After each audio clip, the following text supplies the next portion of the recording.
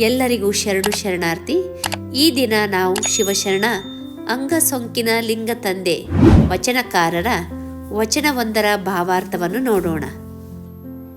ಅಷ್ಟುವಿನ ಸಂಯೋಗದಿಂದ ಮೃತ್ತಿಕೆ ಮಡಿಕೆಯಾಗಿ ಮತ್ತೆ ಅಷ್ಟುವಿನೊಡಗೂಡಿ ತುಂಬಲಿಕ್ಕಾಗಿ ಮತ್ತ ಅಪ್ಪುವಿನ ದ್ರವ್ಯಕ್ಕೆ ಮೃತ್ತಿಕೆ ದೆಸೆಯಿಂದ ಸತ್ಕ್ರಿಯಾ ಮಾರ್ಗಂಗಳು ಭವದ ತೊಟ್ಟು ಬಿಟ್ಟವು.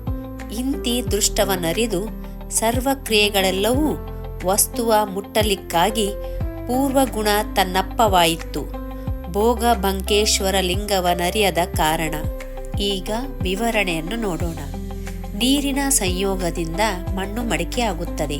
ನಂತರ ಅದನ್ನು ಬೆಂಕಿಯಲ್ಲಿ ಸುಟ್ಟಾಗ ಗಟ್ಟಿಯಾಗಿ ತನ್ನ ಮೊದಲಿನ ಗುಣಗಳನ್ನು ಕಳೆದುಕೊಳ್ಳುತ್ತದೆ.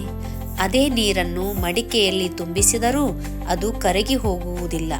ಅದೇ ರೀತಿಯಾಗಿ ಮನುಷ್ಯನ ದೇಹದ ಎಲ್ಲ ಗುಣವಿಕಾರಗಳು ಸತ್ಕ್ರಿಯೆಗಳಿಂದ ಮಾತ್ರ ಹೋಗುತ್ತವೆ. ಆಗ ಸಾಧಕನು ಆತ್ಮದ ಅರಿವು ಪಡೆಯುತ್ತಾನೆ. ಇಲ್ಲಿ ಅಂಗಸೊಂಕಿನ ಲಿಂಗ ತಂದೆಯು ಅಂಗದಿಂದ ಲಿಂಗತ್ವ ಪಡೆದು ತಾನೇ ಸ್ವತಃ ಲಿಂಗವಾಗುವ ಬಗೆಯನ್ನು ತಿಳಿಸಿದ್ದಾನೆ. ಆಧ್ಯಾತ್ಮ ಮತ್ತು ವೈಚಾರಿಕತೆಗಳ ಸಾಮರಸ್ಯದಿಂದ ದೇಹವು ದೇವರಾಗುವ ಪರಿಯನ್ನು ಈ ವಚನದಲ್ಲಿ ನಾವು ಕಾಣಬಹುದಾಗಿದೆ.